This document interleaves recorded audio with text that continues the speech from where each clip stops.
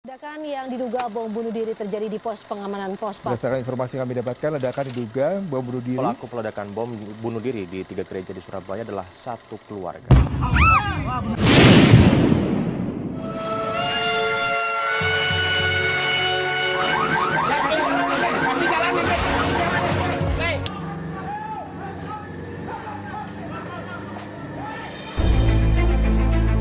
Dalam bidang pertahanan, keamanan, kita juga harus tanggap dan siap menghadapi perang cyber, menghadapi intoleransi, menghadapi radikalisme, menghadapi terorisme, serta menghadapi ancaman kejahatan-kejahatan lainnya, baik dari dalam maupun dari luar negeri, yang mengancam persatuan dan kesatuan bangsa kita.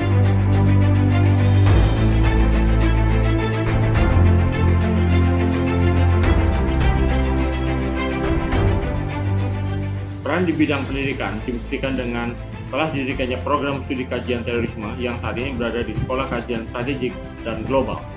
Prodi ini menjadi satu-satunya di Indonesia untuk jenjang pendidikan magister kajian terorisme. Hal ini merupakan jawaban Universitas Indonesia dalam memberikan kontribusi pemikiran dan rekomendasi bagi pemerintah dalam melakukan penanganan masalah terorisme.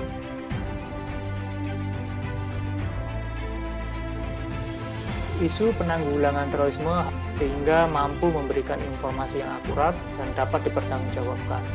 Keakuratan dan kredibilitas informasi diharapkan mampu membuat segenap bangsa Indonesia pada posisi selalu dalam kewaspadaan yang tinggi terhadap gangguan teror dalam kehidupan bermasyarakat. Dengan alasan apapun dan dengan kondisi bagaimanapun, khususnya pada masa sulit, masa pandemik seperti saat ini. Isu terorisme memang apalagi di kajian teror ya, bukan hal yang baru lagi karena hampir setiap saat kita bergelut dengan isu-isu ini. Penelitian kita lakukan, tesis-tesis seputar terorisme juga sudah ada beberapa yang publis di jurnal internasional, di proceeding internasional. Kemudian kajian teror sendiri punya jurnal tersendiri untuk terorisme ini.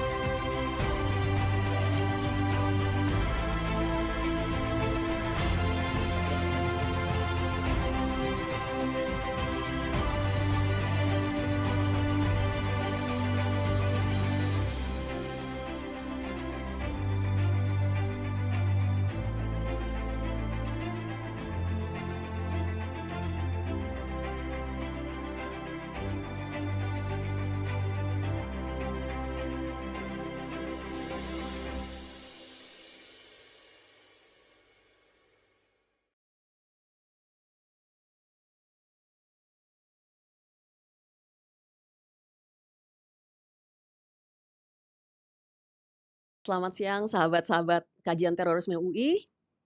Jumpa lagi dengan saya Zora Sukabdi, dosen Kajian Terorisme, Sekolah, Kajian Stratejik dan Global Universitas Indonesia. Kali ini siang ini kita akan sharing knowledge, diskusi mengenai efek teror ISIS di Afrika Selatan, di Afrika, di Asia Selatan dan di Southeast Asia atau Asia Tenggara. Kita ada kehadiran tamu spesial hari ini yaitu mahasiswa internasional di Kajian Terorisme SKSG Universitas Indonesia. Ada Anas dari Pakistan, kemudian ada Vincent dari Malawi, Afrika, dan ada Kanan dari India. Okay, good afternoon everyone, friends and colleagues of Terrorism's study program, University of Indonesia. I'm Zora Sukabdi, a lecturer in the Terrorism Study Program, the School of Strategic and Global Studies, University of Indonesia. Today we will discuss about the impact of ISIS terror in Africa, Southeast Asia, and South Asia. We have special guests here, our international students who study in University of Indonesia. They are Anas from Pakistan and Vincent from Malawi, and then Kanan from India. Okay, how are you guys? Nice Yeah, we're fine. Thank you. All good. Yeah, Yeah. Okay, this is not examination. yeah. Yeah, this is a talk. So just chill. Okay, maybe start from Anas. Tell us about yourself, maybe your background, your research, maybe your concern in counterterrorism, or maybe anything that you want to share. Okay, thank you so much, Professor, and all of the staff here for giving us this good opportunity. My name is Muhammad Anas, and I'm from Pakistan. Right now, I'm in Indonesia, and it's been around 2 years. I am here as a student of Master in Terrorism Studies. So during this, almost I have done like 2 years. So during these 2 years, we have came across different counter-terrorism approaches, like especially like we not only Indonesia but as well as global also, like what we see like United States, Europe, or and as well as Africa as well, like like in a one classroom, like I have some class fellow, like one who's from Africa, one who's from India and Indonesia as well. So we learn like different perspective, and as well as it also give me good opportunity to explore not only in Indonesia for my country as well. Like like I'm from Pakistan, and Pakistan is also one of those countries that has been severely affected by terrorism. Yeah. So how do you enjoy Indonesia so far after 2 years? Yeah, I like Indonesia. Indonesia is a good country. Like the thing that I can appreciate about Indonesia is like peace. Like peace is that's just really fascinating. A country having a peace, like we can see around the world. You see different like in Middle East, in my region, in Pakistan, Afghanistan, we faces like a wave of terrorism, and I know like how a country like like need peace, what peace costs for a country. So the best thing that I found in Indonesia is the peace. Okay. Thank you, Anas. Vincent, tell us about yourself, your background, maybe your experience, or maybe research, because I heard you have a research about refugee in Africa. Please. Thank you very much, Dosin. My name is Vincent Ndovi. I'm a Malawian. I've been here in Indonesia now almost 2 years. I'm a student of Masters in Terrorism. I have a background of police because I was trained. I'm a police officer. Oh, you are a police officer. Yes, madam. Yeah, so I've also served in the government for about 20 years now. 20 years. Yes. So again, coming to terrorism, I've studied terrorism from 2022. I've been exposed to a number of issues that are very complex in the terrorism field. And again, I am doing a study, which my final study on the same issue, similar area. So I have an experience in this field because it's like both hands-on and academically, I am a security officer. Thank you, madam. How do you enjoy Indonesia so far? Yeah, I enjoy the peace, as my friend has said already. There's peace here. Of course, peace can be in two terms. There's negative peace and there's positive peace. Yeah, but when we talk in terms of security-wise, Indonesia is good. I enjoy staying here. The food is somehow difficult, but I get used. Yes, madam. Nice. Thank you, Vincent. How about you, Kanan? Tell us about yourself, your experience in counterterrorism, maybe your background, or anything that you want to add. Thank you, Professor Sora. I really having a wonderful sitting with one of the senior people, and they are doing great. I guess they are in the final months, and I learned so much from them. And myself, like Kanan, I'm from India, and my background is basically from the Bachelor of Human Resource Management. I don't have any experience or related to the terrorism or related to security or counterterrorism. But when I completed my graduation, I felt like so upset because the COVID-19 has been took over and entirely destroyed our future careers. So, but I was quite interested, like, okay, what I'm going to do next thing, what the curious. So I was also looking for scholarships. So the going to abroad, maybe I can continue my studies in a different studies. So it can bring a very adventurous as well as give a new feel to the life. So I was looking because I'm a sports person. So I look adventurous related. So my life want to be related to that. So I felt why I can't choose a security related study so that can able to bring my life in a very the career could be a possible way of adventure. So that's the interesting point which can take over to me to counterterrorism and terrorism studies. For I think I really need to thank for University of Indonesia for providing a scholarship, because without their support I cannot be here. And thank you to Indonesian government also, because it's entirely combined scholarship for us. Thank you so much for them. Then I feel like counterterrorism and studying about terrorism, I think it's very important and challenging one in the new era, because everyone is looking for safety and security for their personal lives. So on the global also have been experienced lot of challenges on the safety and security issues. And yeah, that's fantastic. Like when I come here, I can explore the Indonesian people and how they have been undergone a different challenges of terrorism related issues. So it is quite interesting thing to learn many facts from the ground level and the governance level and academic level. So it's quite good. I really enjoying here. Thank you, Professor. Nice, thank you. Okay, after this, I'm going to ask three of you about the terror attacks in your region, your home country. Is it? I mean, if I ask you like terror attack, is it a hoax or is it real? Is happening in your country or it is a gossip by people? But before you answer, we will come back after the break. Okay.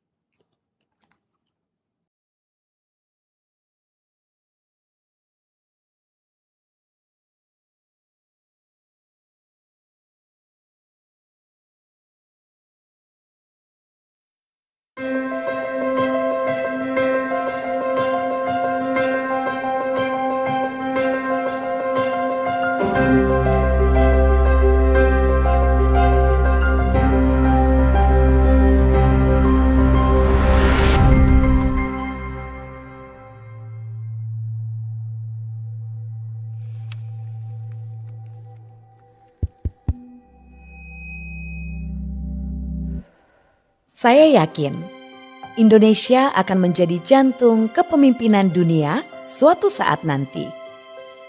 Indonesia dengan posisi strategisnya memiliki peluang untuk mengambil peran utama dalam kepemimpinan dunia. Oleh karena itu, dibutuhkan sumber daya manusia yang berjiwa kemanusiaan yang tinggi serta pola pikir dan pengetahuan strategis untuk mengambil peran tersebut. Sebagai perguruan tinggi terbaik di Indonesia, Universitas Indonesia menghadirkan Sekolah Kajian Stratejik dan Global.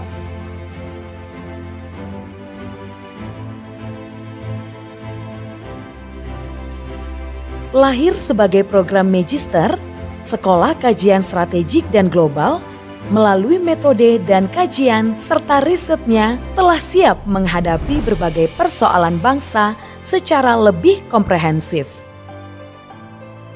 Dilatar belakangi dengan tuntutan zaman yang begitu cepat berubah, kemudian ilmu-ilmu multidisiplin difokuskan untuk dikembangkan di bawah Sekolah Kajian Stratejik dan Global. Karena itu diharapkan nantinya lulusan yang ada dari Sekolah Kajian Strategi dan Global akan bisa lebih berkontribusi besar dalam hal-hal yang bersifat strategis nasional maupun internasional. Terletak di pusat kota Jakarta, Sekolah Kajian Stratejik dan Global memfasilitasi proses-proses kreatif dan berpikir kritis untuk mewujudkan keilmuan yang bersifat strategis dalam menghadapi tantangan global melalui berbagai program studi di dalamnya. Jadi ilmu-ilmu itu harus berkolaborasi, menggunakan metode-metode yang menjadi baru akhirnya. Itulah yang diramu di SKSG ini, yang dibina atau dibimbing oleh para pakar dari berbagai bidang dan profesor.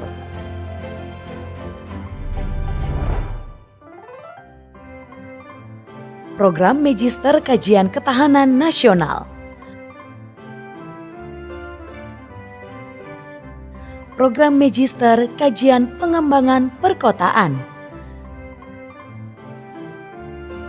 Program Magister Kajian Gender, Program Magister Kajian Wilayah Eropa, Program Magister Kajian Wilayah Amerika, Program Magister Kajian Wilayah Timur Tengah dan Islam, Program Magister Kajian Wilayah Jepang, Program Magister Kajian Ilmu Kepolisian, Program Magister Kajian Terorisme, Program Doktor Kajian Stratejik Global. Kami percaya SKSG dapat mengantarkan mahasiswa menjadi lulusan yang siap menghadapi tantangan global sesuai zamannya dan kompetensi yang mereka miliki dalam menghadapi kondisi masyarakat dengan berbagai kompleksitas. Tentunya ini juga akan memberikan kontribusi yang sangat besar ya, dalam membangun Indonesia ke depannya, ya, apalagi Indonesia Emas tahun 2045. Tenaga pengajar yang berkualitas dan berdedikasi dengan latar belakang akademisi dan praktisi berpengalaman di setiap bidangnya. Tenaga pengajar di sini tentunya sangat-sangat profesional, berpengalaman, dan juga tentunya ahli dalam masing-masing bidang keilmuannya. Dan tentunya bermanfaat buat kita semua. Sekolah Kajian Stratejik dan Global Universitas Indonesia menghasilkan magister dan doktor yang siap menghadapi tantangan global. Pendekatan ketika mempelajari sesuatu itu dari berbagai perspektif gitu, karena berbagai latar belakang ilmu pengetahuan dipakai untuk mengkaji satu fenomena gitu. Dengan berbagai insight-insight yang saya dapatkan dari berbagai multidisiplin yang saya dapatkan selama berkuliah di sini, saya menjadi lebih yakin dan lebih semangat dalam menghadapi berbagai masalah global yang akan saya hadapi nantinya. Sekolah Kajian Stratejik dan Global Universitas Indonesia siap untuk berkolaborasi membangun bangsa untuk dunia yang lebih baik. Think Strategic and Global.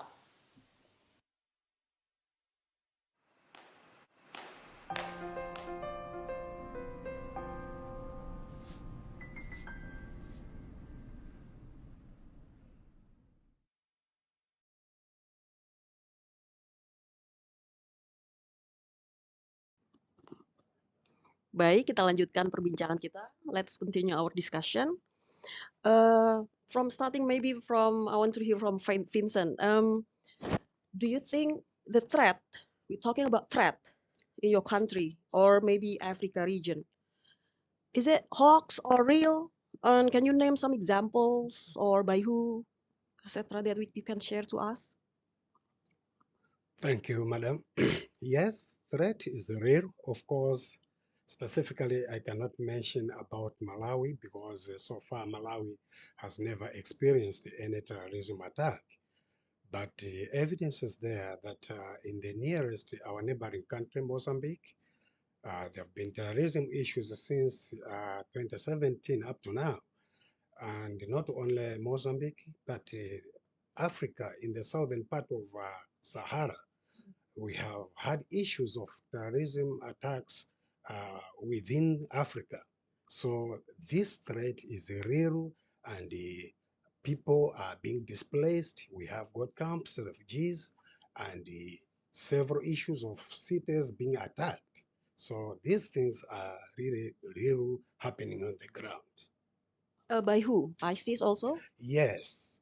There are different groups. There's a group ISIS from the Iraq and the Syria, and there's another group from that are Al Qaeda, and they are affiliates because there are small groups that are also being emerging from these major groups. So the threat is real on the ground. Yes, madam. What's the sample of this group, Boko Haram? Is that one of the? Yes, Boko Haram in Nigeria is one of the affiliates of Al Qaeda. But if you remember well, you see that some of the Al Qaeda members in October 2015, they deflected from Al Qaeda and they formed ISIS Somalia. So some of these people are deflecting from these small groups until they reached Nigeria. There they come up with Boko Haram. But all of them, they are affiliates from either one of these, either Al Qaeda and ISIS. I see. Yes, madam. Okay. How about in Pakistan? In South Asia, Anas. Yeah, in case of Pakistan, yeah, like we have a lot of threats as we, uh, from as after the withdrawal of US troops from Afghanistan, we have a surge of problems like that. For example, Pakistan, in if we see the terrorism in Pakistan, it's you can say in the domestic level as well we have threats, international level we have problems as well, and regional level as problem as well, we have problems with India. I see. Yeah, so it's a regional problem, most of the time they blaming us, we blaming them, and we blame you are involved in different acts that made a problem in the country and in Afghanistan as well. So in the neighbors we have troubles domestically and internationally, all I have explained. And if you see at the international level, like Al Qaeda in the past, you well very know what we have gone through when it was hold of Al Qaeda. After that, ISIS. Yes, ISIS as well. In the region of Pakistan. Since when ISIS? 2000. 2015. I see. Yeah, like we call it ISIS K. So Oh. ISIS K means ISIS Khorasan. Oh, I Yes. see. So why they name it Khorasan? Because Khorasan is a region. It's called like Iran, Pakistan, and Afghanistan. So this region is considered as a Khorasan. Okay, and they also attach some Islamic teaching with this name Khorasan because they show some we can say it's Islamic teachings that say oh, there will be a time when troops from Khorasan region and they will raise the black flags. So that's why they are using the black flags and they name it like ISIS Khorasan. So they want the people to make them believe, yeah, oh, ISIS is really a force that will go from here and they will join with the Mahdi's force, I see. and let us join. So yeah, we have threats from ISIS a lot. Recently, you can see maybe on the news there was attack on a like a political party. Oh, okay. Yeah, like they just attacked them and a lot of people died. Political party or politician? Political party. I They see. blame that like you are also like not the one, like they want to establish like Islamic State, but I they thought don't. Pakistan is already Islamic. I Uh, mean, like no, oh, I see. yeah, not the Sharia one. Like, I see. yeah, they want like Sharia Islam, like a purely Islamic punishments. I They see. I want see. to, like implement in the Pakistan. I see. Yeah, So it's not hoax. It's real. yeah, it is real. Yeah, it is real. Okay. Thank you, Anas. How about Kanan? Can you observe like Southeast Asia? Maybe like, is it real or a threat? I mean, or hoax? The threat itself.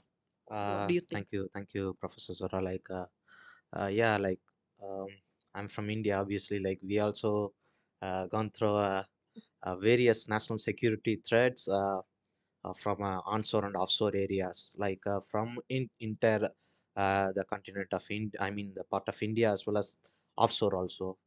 So, like, as Professor, I mean, our colleagues, like Vincent brother and Anas brother, they have been also talking about their regional related issue. Like, yeah, we also have the same issue, like which has been encountering us, because like from Africa, you can take Al Sabab, Mozambique, Somalia.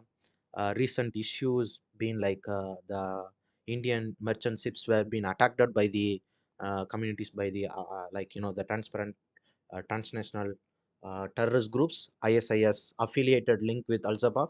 So it's a, if we see Al Shabaab is one of the affiliation of ISIS. So like when we talk about ISIS, obviously the caliphate has been removed from the global, but still their ideological seeds has been implemented all over the world. That's why many nations facing the national security threat related to ISIS. Obviously, our country also facing a threat on this matter. Ongoing threats are like even few weeks before we also had some kind of lone wolf, but related to ISIS. Oh, really? Yeah, In what city? in the but the sources are were being like from the news and other articles. It's relating the ideology or the methodology of carried out the attacks, which has been taken same similar like ISIS carry out. Like what are the ideological way or the prospectives methodology which has been taken over for attacking some specific targets that entirely matches with the ISIS terminology. I see. In if we see there was a incident Rameswaram cafe attack. It was pre-planned. So the guy well pre-planned and he attacked the cafe. Luckily, it has been only the damages to the property. Because I saw one of the movie Mumbai, Mumbai, right? Yeah, Yeah, Mumbai. that's so Yeah, scary. Taj attacks. We had many attacks in the northern part of India. So yeah, obviously we also have the ISIS threat. But when we look into ISIS into Southeast Asia, yeah, it was a very dramatic situation. Especially Indonesia, Thailand, Malaysia, Philippines. This area is really dramatic situation of to the uh, terrorism when it comes to What do you mean terrorism, dramatic? because like the political game, because like I see ISIS, uh, we can see the Middle East Asia, Middle East region, like ISIS have their caliphate. So in the Southeast Asia, they have the hub they have the hub. So that's why I say it's they always carry out some attacks, but in luckily like the law enforcement and other intelligence agencies are having a well pre-planned, and they are carrying out a well operations to counter this terrorism related activities in Southeast Asia. Well, last 7 to 5 years, I mean, it was controlled, and we can see in the global terrorism index, Indonesia and the Philippines are growing up. I mean, they are reducing the threat level, and they are countering de-radicalization program has been enabled. Yeah, that's really good and appreciable to the initiative which has been taken over by the civil society as well as by the governance level. So that's well understandable. It means that the country is increasing their securityness and reducing the threats. You said about hub. I'll continue to the next question.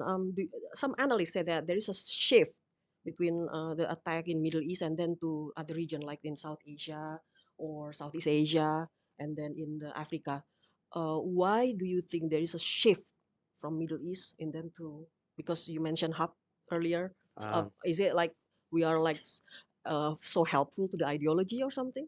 Maybe I can start from my side, I guess. Like, yeah, that would be better. Um, I would like to use displacement theory, because when we use the displacement theory, um, as a police officer or a law enforcement officers, when they try to look over some crime or any kind of incidents, the offenders actually try to escape from that location, and they try to do it in another place where the vulnerability is. So they What's the try to, benefit? yeah, that's exactly where the vulnerability assessment they can do, and they penetrate it. So this is how it works in the displacement theory. We can take it in a three part, like Middle East, Africa, and Southeast Asia, or Asia, or Central Asia. So we can separate the continents, three continents. It's like a triangle. So ISIS carried out a project, the Caliphate project, in the terror activities from Middle East, Iraq, and Syria. At the simultaneously, when they have been eliminated from the global, but they implemented the seeds I already told you, the ideological seeds to each and every extreme people. The people from affiliations like Jama Islamia, if we take Al Shabaab and Boko Haram, so these groups are very, very dangerous. But now, later, it has been many groups has been divided and they have been taken over. For if we see why they have been implemented this three triangle parts, it also important because we can see the enemy of ISIS. Who is the enemy of ISIS and what is their main goal? Because they want to implement the Sharia law. They cannot implement the Sharia law where there is a highest community of Buddhism. Nobody is there Islam community. So like for example, here they want to implement the Sharia law. So they have a majority of the people from like Indonesia, Malaysia, Thailand, and the Philippines. So they have a community. They can implement that one. So there is ideological goal. If you look into Al Shabaab and Boko Haram, most of the West Africa and even the Northern Africa, if you see Al Sabab area, regional areas like Somalia, Mozambique, even some part of Tanzania and Kenya, they have been reached all over everywhere. So they also can able to counter the other nations like Uganda, Kenya, even Tanzania. They can counter the Tanzania. If we see in the Southeast Asia, like they can able to counter the Australia, New Zealand. That's the simple, they have a very perspective goal on what they want. So that's why I think the global governance needs to enhance their hands and need to improve the larger informational sharing systems, so they can counter frequently whatever the terror movement which happening in the ground level, or maybe anything which can able to be a global threat. It's not about terrorism, it's not about I think from my perspective, terrorism is not about a national security threat. It's about a global security threat. Thank you, ma'am. Thank you, Hanan. How about you, Anas? Why there is a shift according to you from Middle East and then to your region or to other region in Africa or in Asia, Southeast Asia or South Asia? Yeah, thank you very much.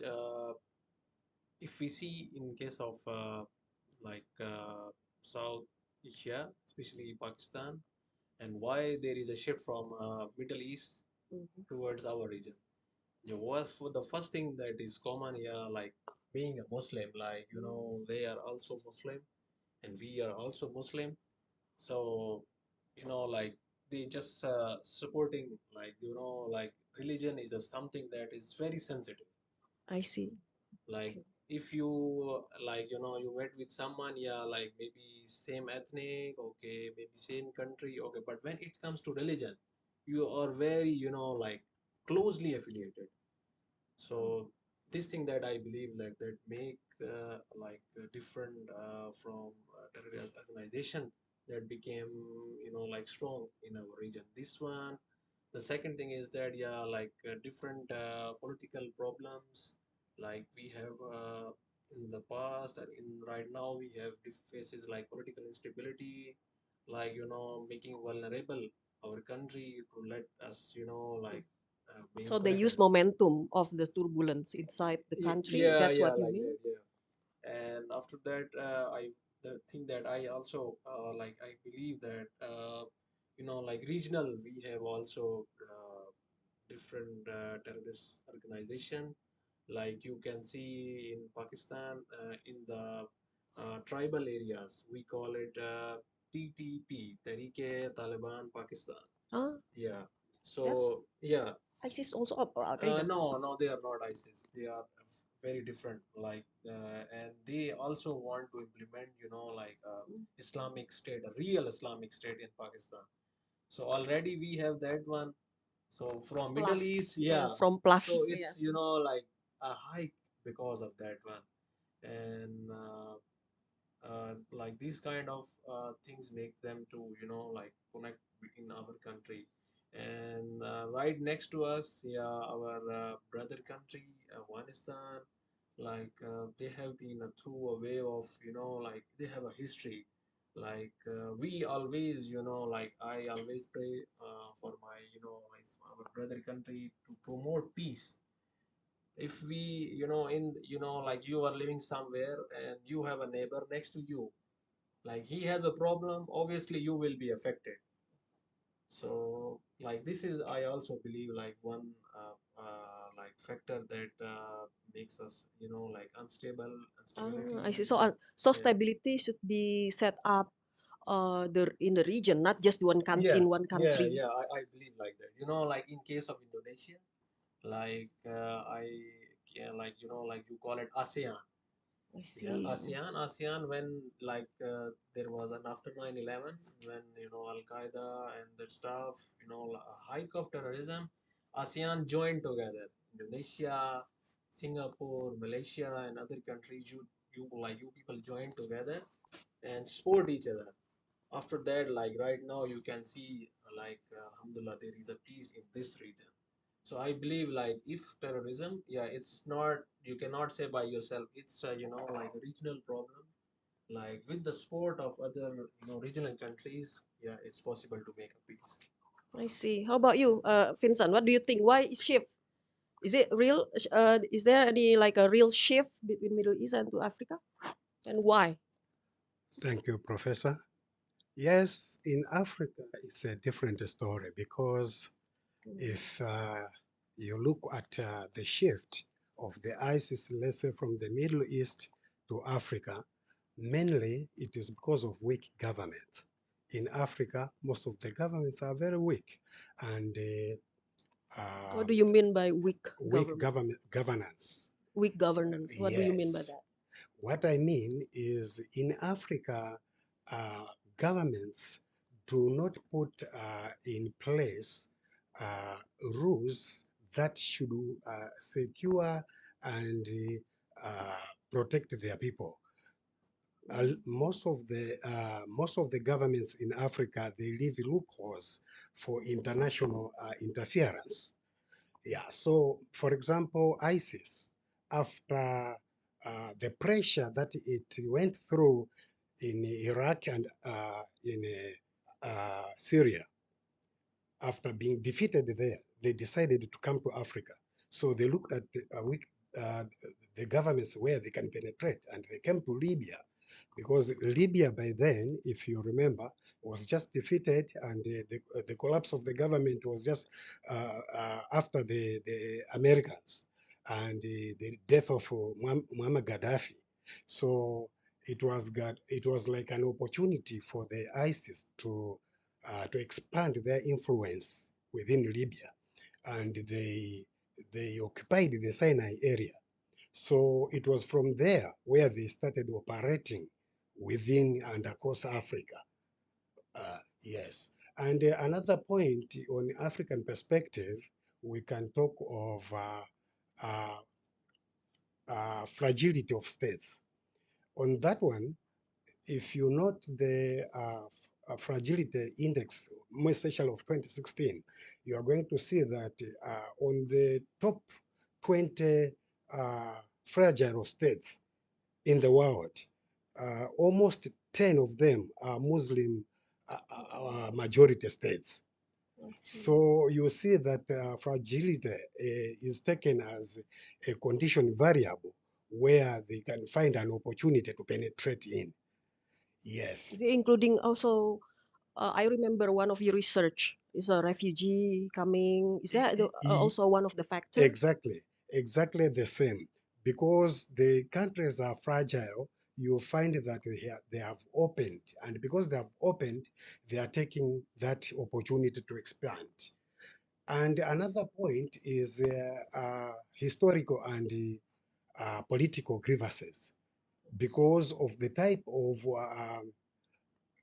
of leadership and the economic status of most African countries. Most of the people, the majority, are living under the standard. I can say that they are living in poverty. So there's a lot of grievances. So You groups mean there like is a gap between the rich and the poor or something like that? there's too much gap between the rich and the poor, and the majority are the poor. So groups like this, they find an advantage on the grievances of the majority, because that's where radicalization is taking place, and it's very easy to recruit. Yeah. And again, there are some Islamic narratives.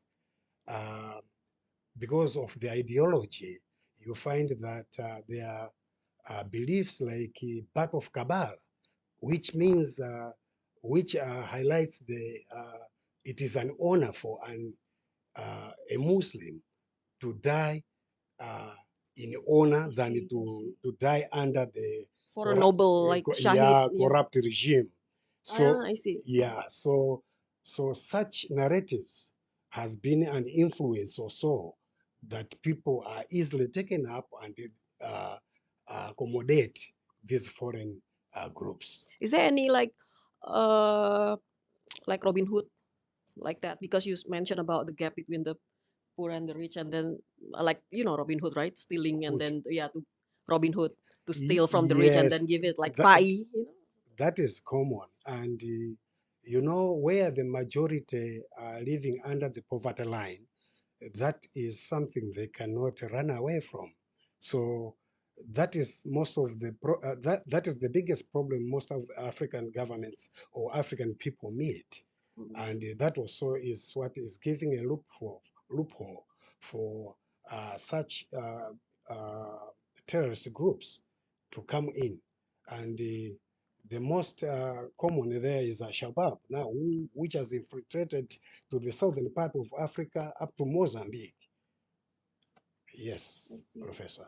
Okay, now after knowing about the threat in all these regions that you mentioned, I'm wondering what should the government do in this region, and also civil society. Is it, for example, is there any a need to apply like Internal Security Act? Because the government is as you mentioned, is weak. So why not just do some surveillance to people or something like that? Or what's the human right consideration? So what the government do and what the civil society do in this region, and then what to improve.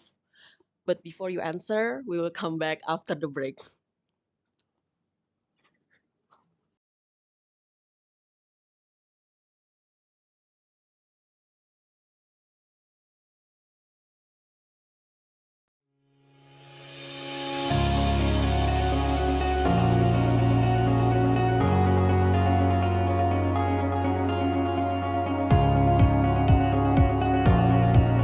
For many years, Universitas Indonesia has been recognized as a world-leading and globally respected research university.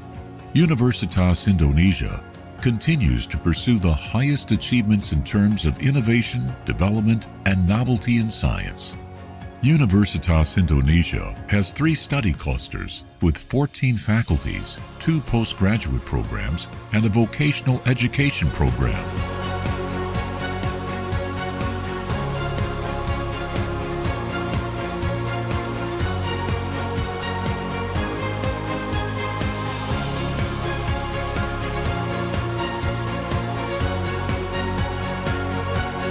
During the COVID-19 pandemic in 2020 to early 2022, Universitas Indonesia has established a health-promoting university program that enables student involvement in controlling and promoting health to their cohorts.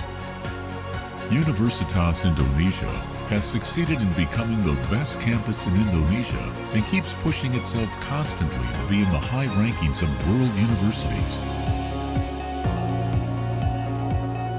In addition, Universitas Indonesia has conducted research collaborations with many institutions, foreign partners, and universities. In 2021, more than 2,000 Universitas Indonesia students participated in student exchange programs abroad, as well as more than 1,000 inbound students studying at Universitas Indonesia. Not only students, but lecturers also go on inbound and outbound teaching visits. More than 800 lecturers teach at other campuses abroad.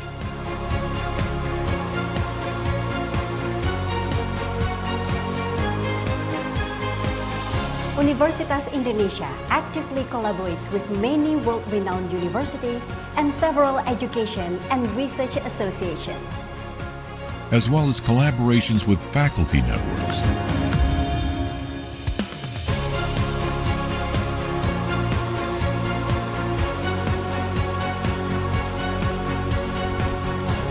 To get higher chance for you to win the competitions, you must develop your own personal capabilities beyond your academic qualifications. Being a UI graduate brings a lot of opportunities for me since I was shaped by great lecturers, friends, seniors, and organizational experiences, both academically and socially, which I'm really thankful for. Green Metric, one of Universitas Indonesia's innovations that has been widely recognized internationally as the world's first university ranking based on a high commitment to manage the campus environment.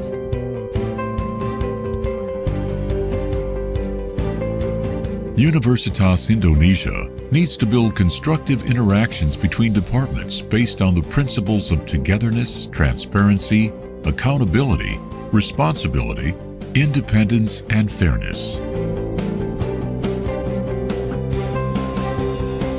The essence of the university's social responsibility is how we address through teaching, research, and public affairs participation so that we can become a place of hope for future development.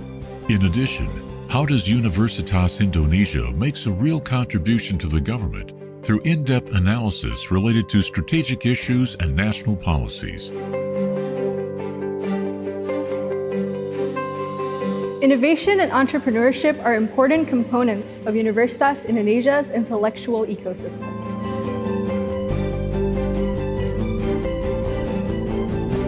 In our engineering labs, we not only conduct research, we also innovate in areas including but not limited to medical instruments, scientifically advanced designs, and electric vehicles.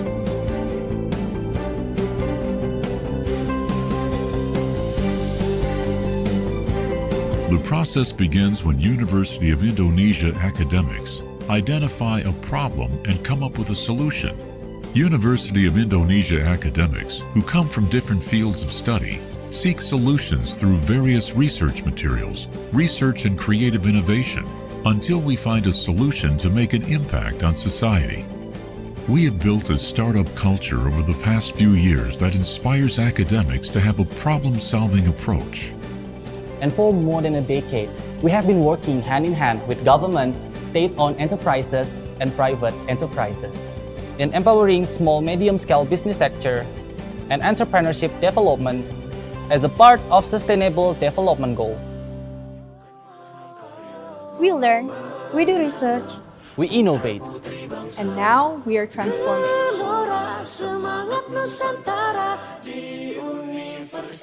Universitas Indonesia, towards an entrepreneurial university.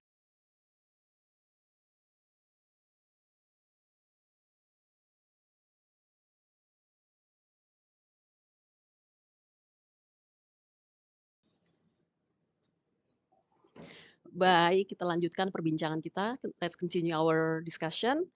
I want to know according to your perspective or your opinion, what's the government should do, and the civil society? Is there any collaboration or coordination between the two component, government and non-government elements in your home country?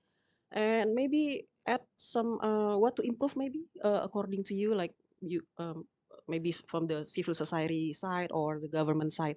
Maybe start from Anas. Okay, thank you very much, Professor. Yeah, if it comes to the terms of like peace building, yes, our government is playing a very good role, not only domestically as well as internationally also, because you can see when it comes to the withdrawal of US troops, so there was a peace talks between Afghan Taliban and the United States, and it was going on in Qatar. So Pakistan really play a good role to like come at a good ends between them. And it also, you can see when there was a during the withdrawal of US troops, so yeah, Pakistan also like supported some like US like personnel in Afghanistan to like have a communication with at that time the stakeholders of Afghanistan, to let them go out, and also assisted them, also provide them different facilities like this Pakistan have done. Yeah, when it's come to like in domestically, yeah, Pakistan is like allowing different international NGOs, like especially those which are under United Nations, like to like promote them, and to different organize different seminars or like stuff like that, to like promote the peace between the like Do you domestic. have in Pakistan the one like what we have in Indonesia, like BNPT, our like national agency that coordinating all the efforts, or is there any like maybe handled by one agency that, I mean, what's uh, yeah. Okay, I will add like in Pakistan, the highest one we call it ISI. So like in, if we go below, like we have we call it when the one that I know, like you call it Densus I Yaban. see. We call it like CTD, like Counter Terrorism Department. Like yeah, they are doing like their best, like in Pakistan, like mostly regions, we have like sectarian problems, like Shia Sunni. Yeah, that was, yeah, but now like it's been a while, like it's really a good control by our government, especially due to the efforts of intelligence agencies. And I especially appreciate my CTD, like CTD police, we call it counter-terrorism department police. They are really doing their best to maintain the peace, not only in the big cities, but when it's come to the rural areas, because mostly the sectarian violence, like these kind of conflicts, are in the rural areas. They have done their really best. And I can give an example, like if you see different Muslim countries, like if you go to the Middle East, you can see Syria, like what they have gone through, they have war, and other countries other than Libya, and very well, right? But when it's come to Pakistan, I really thankful to our government and our law enforcement agencies. Like we are living in, perhaps we have like a different terrorism problems, but we are living in a peace. We are not at a war. Like I can even peacefully sleep at night in my home. I don't have to like carry the guns. And this is the like success. So it's not like in propaganda in the sometimes in the No, movie that no, yeah, Pakistan is yeah, like yeah, a place of terrorists, yeah. etc. It's just You can like, sleep yeah, nicely. yeah. Alhamdulillah, I can sleep very well. Like why? Because it's just because of our government and their efforts. They are doing their really best. I can appreciate my, like my country. Is there any like counter narrative program with the NGO together working with to make sure about human right establishment? Yes, like that. If it comes to that level, I just came across, we call it like same do you have de-radicalization Ah, programs. We have also like what's the name there? it's D-Rat also. yeah, yeah, we call it it's in my local language name Sabaun. Ah. Yeah, like the especially in I'm from the province of Punjab, so mostly the region that is affected in Pakistan, it's the region that is near to the Afghanistan area. So there they have different de-radicalization program they have organized, and yeah, they are trying their best. What's the meaning in English? The word that you said. Sabaun, like Sabaun Rastun, like names like this. It's like like to come the people onto the right Restore, path. Yeah, restore. yeah, to come towards the right path. Rehab. Yeah, same like that. Yeah. Ah, I see. I see. So anything to improve maybe in your region or in Pakistan, if you can advise? Yes. Just maybe like I'm a learner, I'm a researcher. Maybe like I can just give my opinion to them. Uh, the main thing that we need to do in our country is to like make some on the like really local level. Our like establishment or our like law enforcement agencies, they are like making some videos, like you can see on the YouTube. There we have a channel. Ah. Yeah, they are making some videos like to show the people like Like a peace content. yeah, peace content. Okay, it's really working, but when it's come to the like tribal areas where Because I the know, tribal doesn't connect to internet. yeah, Also. like they will have a even they have maybe just few of them, not all of them. So my just suggestion, maybe I can give to my government, like they have to organize on the local level. Maybe like they should some like Islamic scholars, like the local people believe like they are really Islamic scholars. They have to hire them, or they have to ask them, or they have to request them on the local level, maybe in masjids, like when it's come to Juma khutbah, maybe they request those people like to like promote some peace messages. I think so if they will do like that, it will work. That one is also working, but when it's come to that region, I think so it's better to do in a that way, in a very like a simple and a traditional way, because they don't have much facilities. Like I know, like tribal areas, like maybe even though our army, they are working really good, like they are making some good educational institutes, you can see maybe on internet or maybe on some news they are, but still I believe like they should do in a very traditional way, like The sermon in the yeah, mosque. yeah, yeah.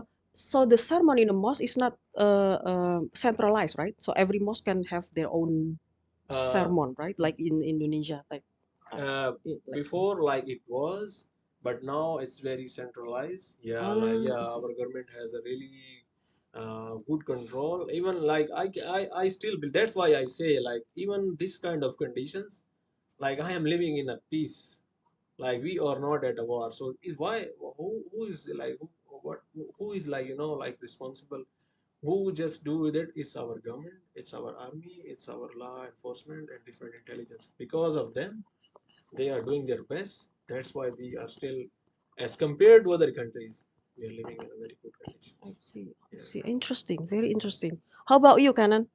What do your government do and the civil society? Are they working together, like a nice coordination, or and what kind of like the one like in Pakistan, maybe some DRAD program or any kind of program? Yeah, like we also have a de-radicalization program, but it is named as a rehabilitation. Oh, Yeah, rehabilitation. rehabilitation program. Like, so the people who are been actively worked on extremist person, or maybe in the terror groups. So maybe their behavior, if they are behavioral changes in the prisons, or if they try to get back to the society, if they are expecting and well-being in the prisoners, like, so the watchers, I mean the people who watch closely on them in the prison itself, so like the people recommend for the psychological counseling, forensic analysis. So like Is it only government or also NGO also involved? it's all about collaboration between the NGOs too, but these are preliminary process, but the preliminary process will be carried out by the government, because like The NGOs are the secondary part of making them a good social life when they Oh, you mean like reintegration or yes aftercare program after like rehab? when but anyhow like in a preliminary action anyhow the government should take this process and they go through many channels like forensic analysis, how their behavior analysis, the history of their the prison life.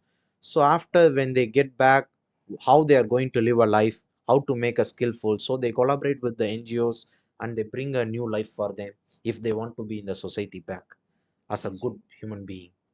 I see. Because sometimes I have a meeting with forensic society and so many from India. Yeah, Yeah, forensic because psychologists. like in the recent in the I want to say proudly ourselves like India is one of the country which has been have a forensic universities. uh, all the global forensic analysis or forensic students, they get and training, they get a research internships. So our country have a really good system that helping not only to ourselves to the global to prevent this kind of the terror related activities or whatever the crime which is evil to the society. So how we can bring them to a evitable and then how to make them into a good people into the society. So it's I think it's not only about countering, it's also about making them into a back to society. I see, I see. I see. Interesting. Uh, I invite anyone in the YouTube channel if they wanna if you want to comment or ask to this our special guest. Okay. Regarding what you explained about India, is there Kanan? Is there any like maybe some improvement that needed, Yeah, or like is already for perfect? um, I think because I don't have much experience on that matter, uh, but because like it's I'm new to the field. It's been like only 4 to 5 months on this field. Like I'm just learning. But when I see from the background of Southeast Asia and ISIS impact, but according to that, we need to understand one thing: where the terrorism has came, or or where they have been started, and how it has been transnational and became. Because if we want to improve something, first of all we want to identify the problem, what's really going on. If we don't know the problem, we cannot counter it, right? So like what's the problem? It all started in the Peshawar. Peshawar. Yeah, the Al Qaeda, they have been countering the USSR, but later they have been moved to Afghanistan, then they went to they have been again they taken a new name of ISIS and they have been made a caliphate. But the current threat to the global is Al Hawal camp in northeast Syria. Is the largest refugees, I mean the foreign fighters camp in that, and mostly like around 45,000 people are in that camp. In that in India. In no in In Syria. Peshawar. No, in Syria. Sorry. In Northeast Syria, I Syria. see. So Including alcohol and yeah, including Indonesians, Australians, German, Denmark. So many people are in that place. Now, what's the problem is the people already been become a refugee because they don't have any national passports. When they enter into caliphate, ISIS caliphate, so they remove their identical. Now they become a refugee, stateless people. Now what they are doing, they are trying to approach the government backs, the global governance. If you see the few days back news, some of the two women from the Al Hawal camp, they have been requested the Australian government and to the Britain government, even in Indonesia, many women have been joined in the ISIS movement. They want to get back to their country now. But this is the biggest impact because, like, if you see in the Taliban, they started because it's all started from there to fight against USSR. But they have been simultaneously had a political movement also. They didn't have only military movement; they also had a political movement. Yeah. So they have been taken over the power in Afghanistan. The political movement also captured the power with the help of military. So they involved in the terror activity at the same time political activity. So it helped them to capture the power. But if we look into the perspective of ISIS, what they have did to this global and did in Syria and Iraq, they have did only military actions. They haven't taken over any political actions. They don't have any political ideas. Same here if we see in Southeast Asia, ISIS impact. They were very clear when Jamaat Islamiyah has been encountered by the law enforcement like BNPT and 88. They cancelled all the things and they went underground and they went to Malaysia. Now they started forming a political movement. So the current thread is how we are going to encounter two perspective. One is the political movement.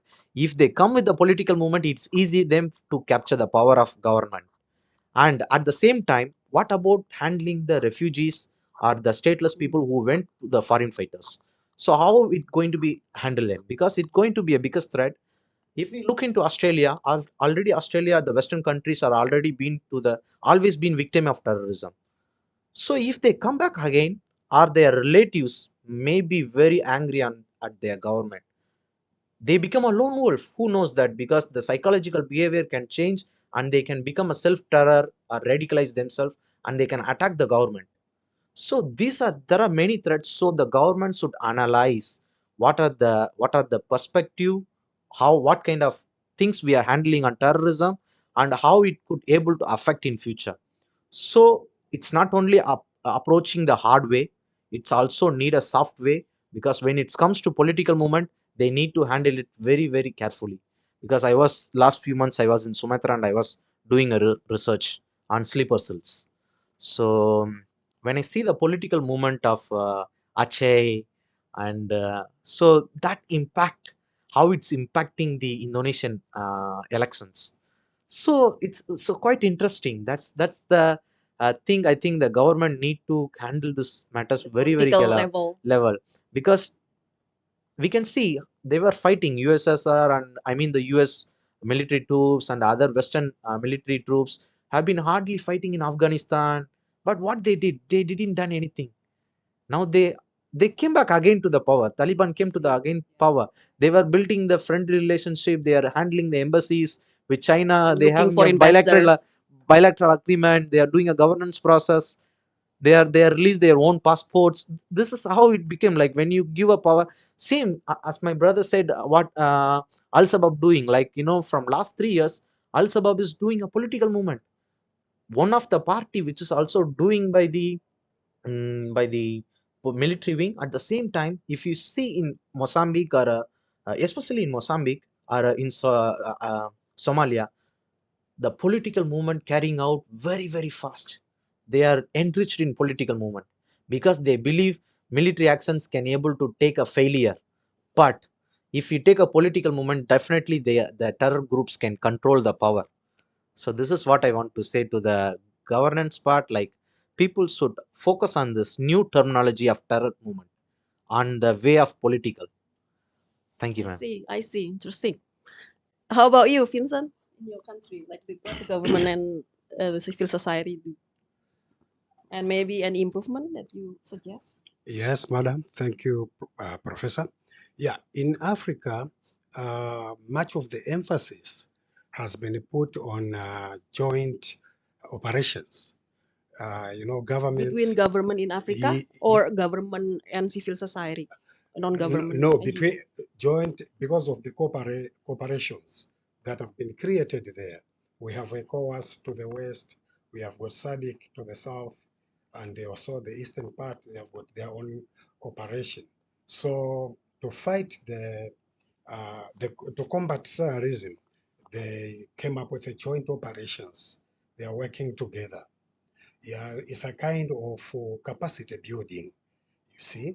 Yeah, so again, on the point of capacity building, governments have just strived to provide enough trainings to the security personnel so that they can contain the security landscape. And again, they are providing them with technology, equipment. Those are some of the steps African governments have taken.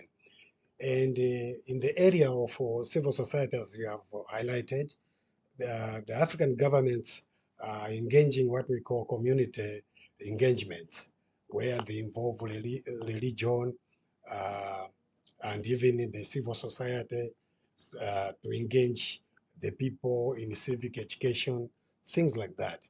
And that also has assisted greatly because of the knowledge levels in Africa. Many people are not aware. They are easily taken up with what is coming in. So that acts as a civic education to them. Yeah, so again, many governments are looking at counterterrorism legislation. Yeah, because like in my country, Malawi, because it has never happened, so it's a wake-up call. They Oh, come do up. you have like our BNPT or Densus? I mean, like that kind of agency that coordinating all other agency? Come again? Do you have in your country, in Malawi, like the National Counterterrorism Agency? Yeah, with the instance of terrorism happening across Africa, now we came up, as I'm saying, with some legislations, coming I up see. with some agencies, yeah, that are now coming up with kind of a guiding regulation on how to combat terrorism. Yeah, so those are the areas most of the governments in Africa are taking. That's the direction, because they're trying to come up with a framework, a legal framework that should regulate things like investigations and things like punishments. Yeah, so those are the areas most of the government in Africa has taken. And again, Do you apply death sentence in Africa? come again? Do you apply death sentence in Africa for like terrorists? You kill them. So far, like in my country, no. How about in the other But country in in other countries, of course, it's there, but in the books, but practically it's rarely implemented. So that's what is actually happening there in Africa. So, and again, government also, most of the governments in Africa, they also depend on assistance, international assistance in the areas of trying to beef up or to build the capacity so that they can contain the threat. How about de-radicalization program? You have? Not really in my country. And as I've already said, that's the difference between most of the countries there in Africa. Like here in Indonesia, I saw that some de-radicalization programs, even in prisons, yeah, where there are high-risk prisons and separated from other inmates, so that they should avoid radicalization. But now in Africa, because like in my country, because the issue is not so rampant, yeah, so such programs, maybe I can say they are underway, but not yet implemented. But maybe in the countries where this problem is intense, Not yes. rampage that you can sleep nicely at night. Peacefully, like Yeah, peacefully Anas. without, like Anas, without worrying anything. Yeah. Okay, I will ask about pace building, but before that, we continue after the break, and then I will look at the questions by people on YouTube.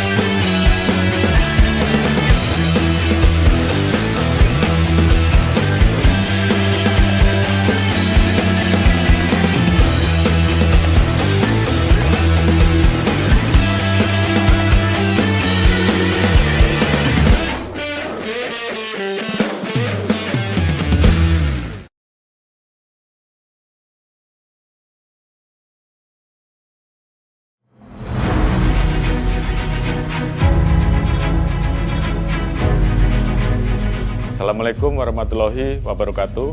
Salam sejahtera bagi kita sekalian. Shalom. Om Swastiastu, Namo Buddhaya, salam kebajikan.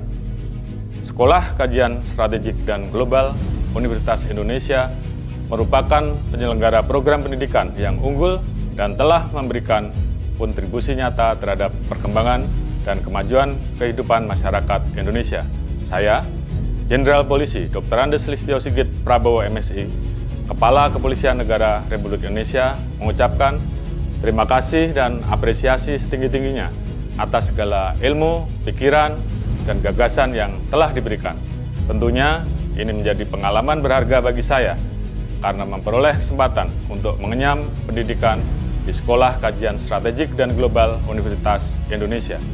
Semoga kedepannya dapat terus melahirkan SDM unggul, cakap, dan kompetitif sebagai modal utama dalam rangka mendukung program pemerintah mewujudkan visi Indonesia Emas 2045.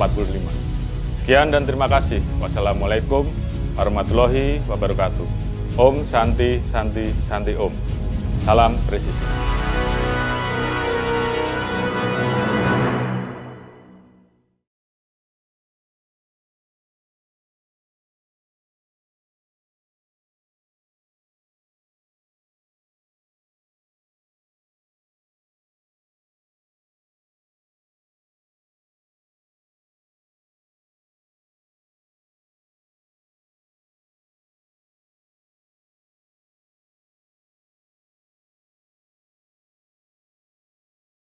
Baik, kita lanjutkan perbincangan kita.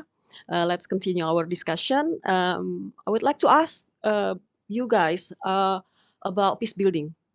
How to maintain the peace building in your home country or your region that you analyze. And is there any lesson learned from Indonesia that maybe can contribute to this peace building? Start maybe from Vincent. Thank you very much, Professor. That is true.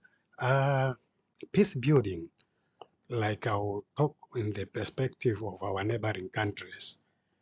Malawi as a country, we sent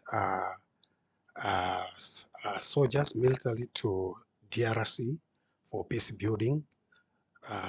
You know, DRC, even ISIS also penetrated there. So we send soldiers to go there for peace building.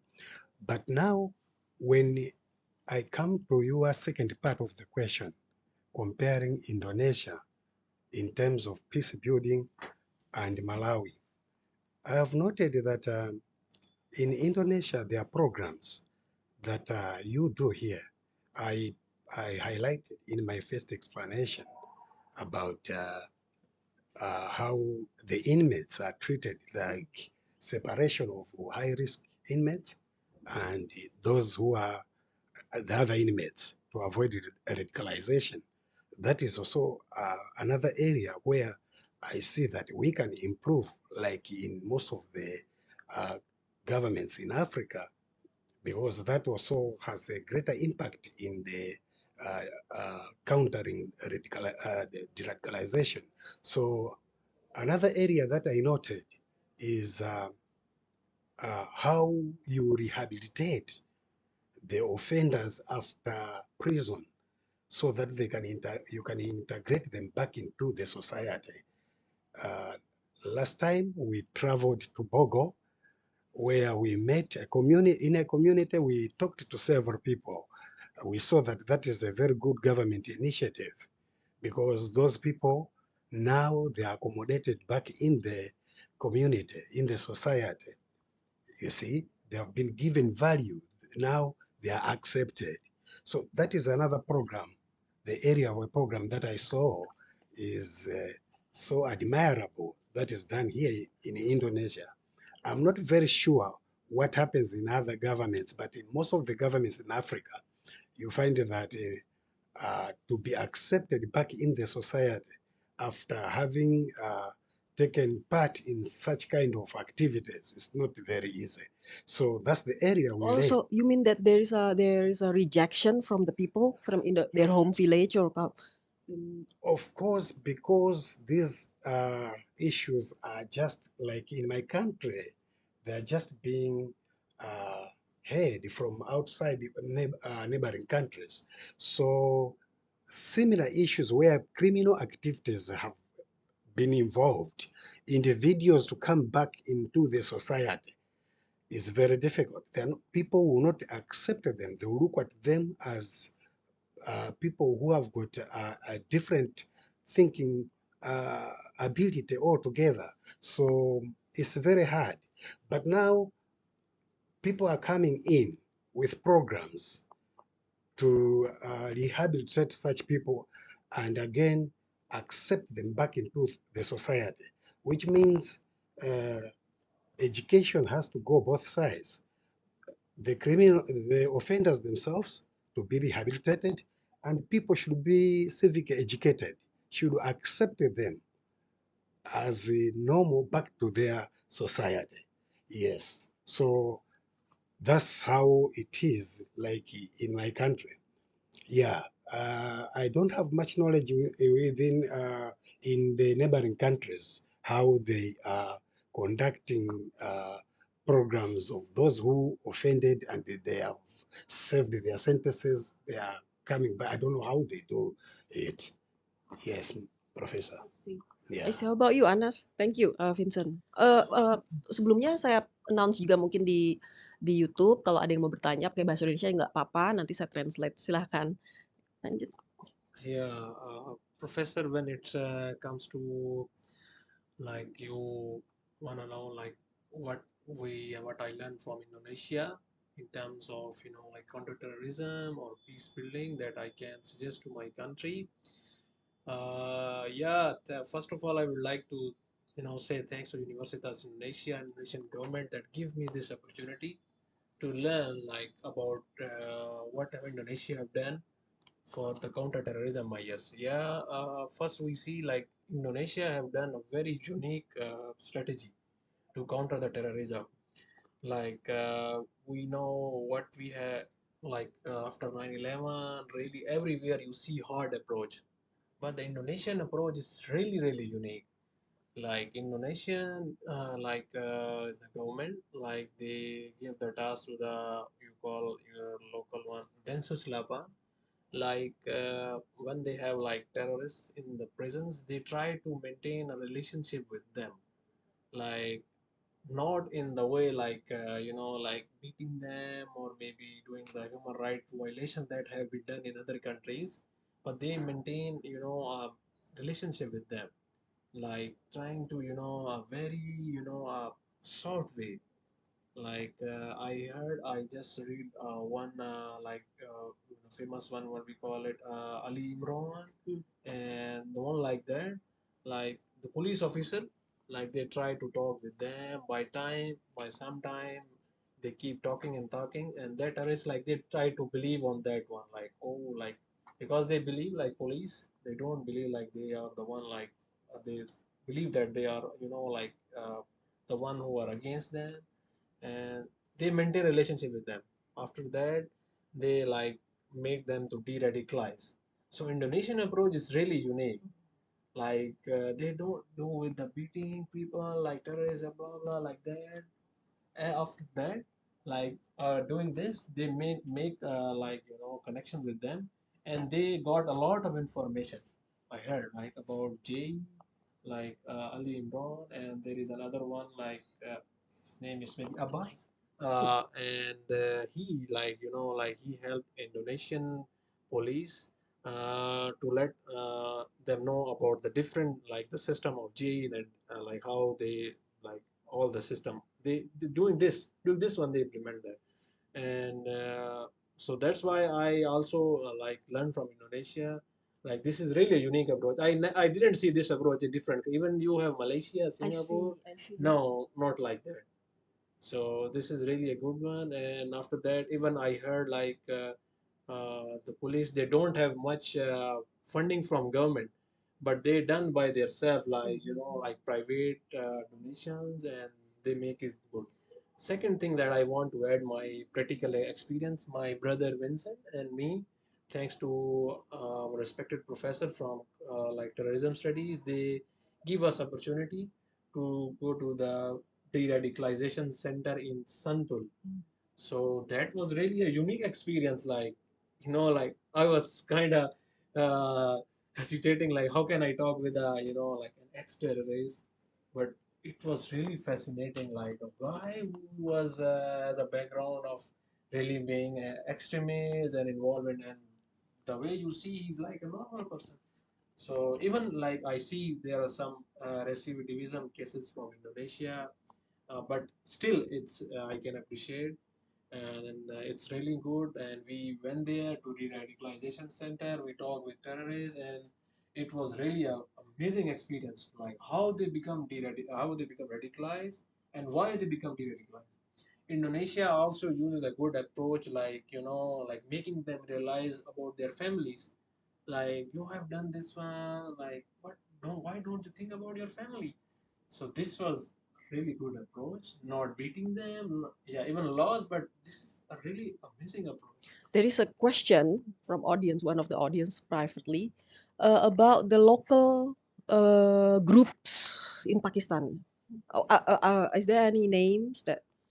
Yeah, like in Pakistan, there is now these days that one is responsible for different attacks, especially against the Chinese nationals.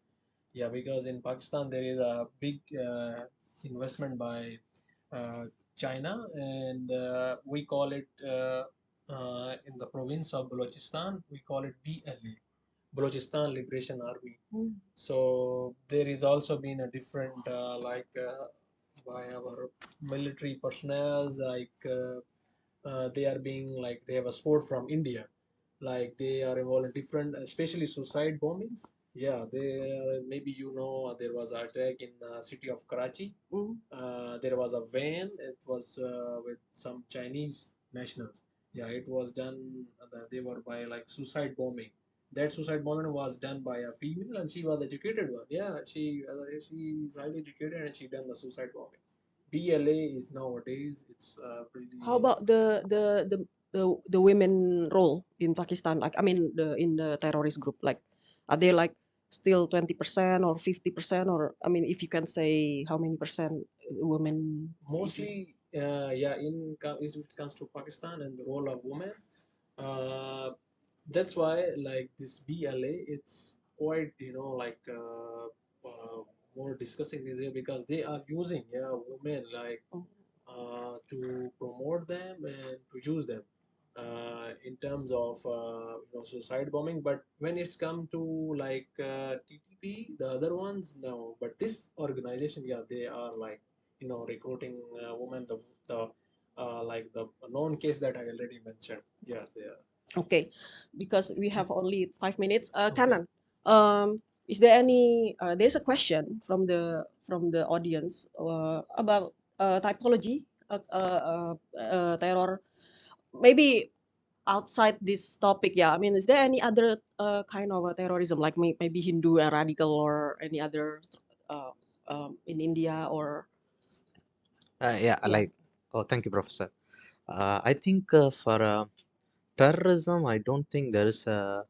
Um, the terrorists are extreme people use the religion to achieve their goals or any kind of extreme forms. I don't think race or religion, anything which can able to personally they can get motivated for the terror acts, but the ideological goal which motivate them. So like when I see like the term when we comes to peace building, the especially in Indonesia and the part of the South Asia and the Southeast Asia, we also trying our best for peacekeeping and enabling the peace missions in various part, especially in Jammu and Kashmir. Always it's been a violated one. So like when we come to Southeast Asia in Indonesia also, but the one difference is we have a community policing. Community policing in before, if we look into in Indonesia, 3 to 4 months before there was a meeting, the same in University of Indonesia, and collaborated with Indonesian police department and Japanese police department. They have been collaborated and they conducted the conference in same in University of Indonesia in Fiji for the matter of developing the community policing in Indonesia. Why it is important, the community policing is important. When we look into a peace making or peace missions, it's a very, very important when it comes to the strategy of terrorism, handling the terrorism, resilience and mitigation process. What source we can able to access, and what are the sources which we have, so that the simultaneously we work on it. So this is the base of the concept. So like when we look into the geographical location of Southeast Asia, it makes a one thing, like especially when we go to the very extreme parts like the Acehs or other places like South Sulawesi. These parts are very, very like a kind of remote areas. How we are going to get the informations, or how we comes to know that people are getting radicalized or the terror movements are going on, so how to counter or how to maintain the peace in that area, it's very important. If we don't get the information, that's why the community policing is very, very important. So that keeps the touch between the people and the police, so whenever they want, they get the information from the ground level. At the simultaneously, they know how to neutralize the threat. So the peacekeeping is not only from the national level, it's also from the international level. So like I accept, really admire the Indonesian counter terrorism and the perspective of de-radicalization programs, because I really love it. Because like personally, I never have experience that I'm sitting lectures, I'm taking a lectures with one of the terrorist ex-militants or people who have been involved in various attacks. So like I never experienced such things in my life, but this making, I don't think even if I go anywhere around the world, I can able to experience that one. The approaching the way, try to compromise the situation, trying to bring the neutralizing the entire ground full area. So I like it, that the way of approaching. The Indonesian government doing a unique thing, and the approach is at the simultaneously when we look in a Southeast Asia, I mean South Asia, we also have a problem with the local terror groups like Lakshara Taiba. So they are also doing a radicalization problem from the base of Pakistan, but simultaneously they do it in infiltrate the Kashmir. So like we try to counter by implementing the education policies, being the community with the police, being a friendly police, so the people will be more get to know what is governance, what are the opportunities, so what is the scholarships, how we can get educated, and what are the global opportunities they have. When people comes to know their global opportunities, I think automatically the terror act will be removed from their mindset, and they will be get into the normal peaceful society. That's the great implementations. Alright, Thank you, thank ma'am. you Kanan, thank you so much. Baik, saya simpulkan pertemuan hari ini karena waktu jualah yang memisahkan kita sudah jam 2.30 siang. Tadi dari hasil bincang-bincang kita dapatkan bahwa ternyata permasalahan teror itu adalah permasalahan yang real ya, jadi bukan hoax atau berita palsu begitu. Ini memang real dihadapi oleh berbagai negara-negara, bukan hanya di Indonesia tapi juga di Afrika, kemudian di South Asia, di Asia Selatan, dan kemudian di negara-negara tetangga juga seperti itu. Dan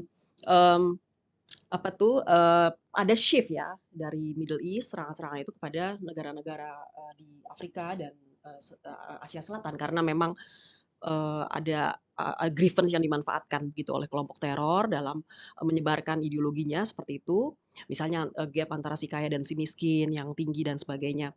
Kemudian teman-teman para international student ini belajar banyak dari Indonesia dalam kaitan dengan peace building, kemudian bagaimana sistem di Indonesia untuk menjadi masukan buat negara masing-masing.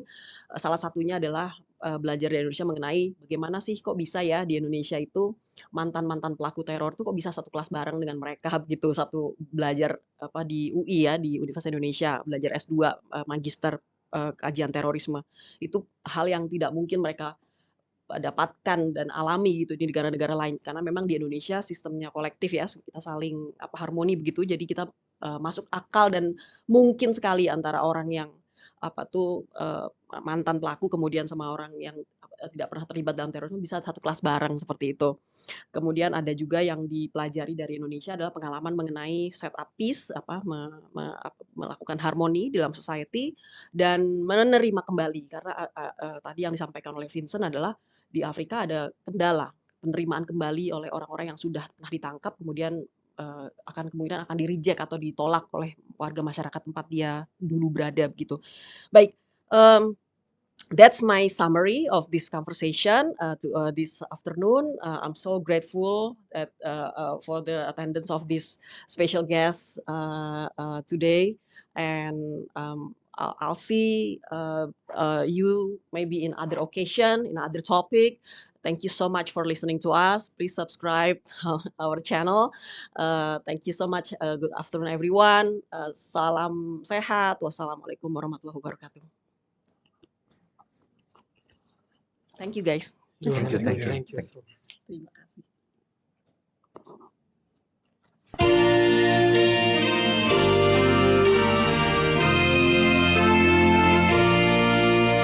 Satu nusa, satu bangsa, satu bahasa kita.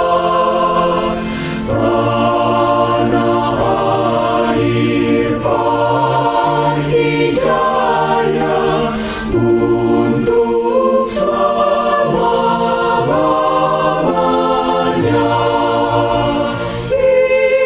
Indonesia pusaka, Indonesia tercinta, nusa bangsa dan bahasa kita bela bersama.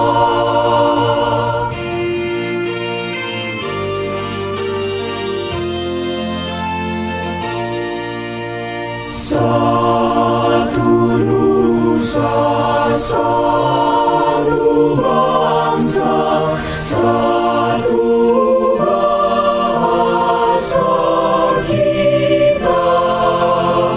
Tanah air pasti jaya untuk selama-lamanya.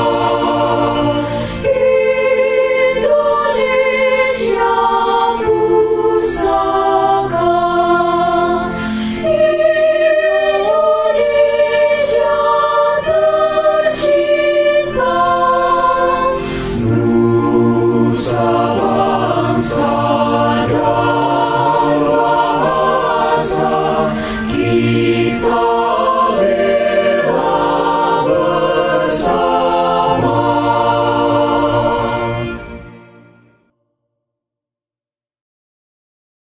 Ledakan yang diduga bom bunuh diri terjadi di pos pengamanan Pospat. Berdasarkan informasi yang kami dapatkan, ledakan diduga bom bunuh diri. Pelaku peledakan bom bunuh diri di 3 gereja di Surabaya adalah satu keluarga.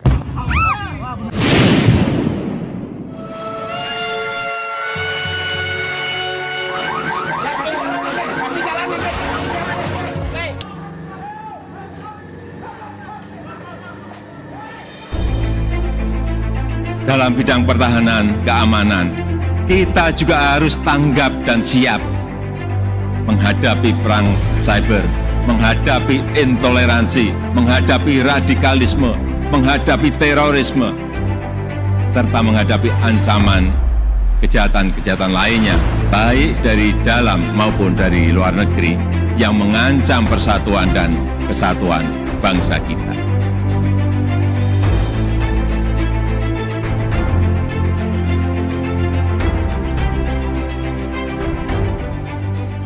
Peran di bidang pendidikan dibuktikan dengan telah didirikannya program studi kajian terorisme yang saat ini berada di Sekolah Kajian Stratejik dan Global. Prodi ini menjadi satu-satunya di Indonesia untuk jenjang pendidikan magister kajian terorisme. Hal ini merupakan jawaban Universitas Indonesia dalam memberikan kontribusi pemikiran dan rekomendasi bagi pemerintah dalam melakukan penanganan masalah terorisme.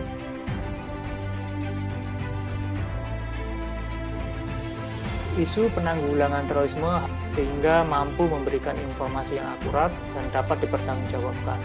Keakuratan dan kredibilitas informasi diharapkan mampu membuat segenap bangsa Indonesia pada posisi selalu dalam kewaspadaan yang tinggi terhadap gangguan teror dalam kehidupan bermasyarakat. Dengan alasan apapun dan dengan kondisi bagaimanapun, khususnya pada masa sulit, masa pandemik seperti saat ini. Isu terorisme memang, apalagi di kajian teror ya, bukan hal yang baru lagi, karena hampir setiap saat kita bergelut dengan isu-isu ini. Penelitian kita lakukan, tesis-tesis seputar terorisme juga sudah ada beberapa yang publis di jurnal internasional, di proceeding internasional. Kemudian kajian teror sendiri punya jurnal tersendiri untuk terorisme ini.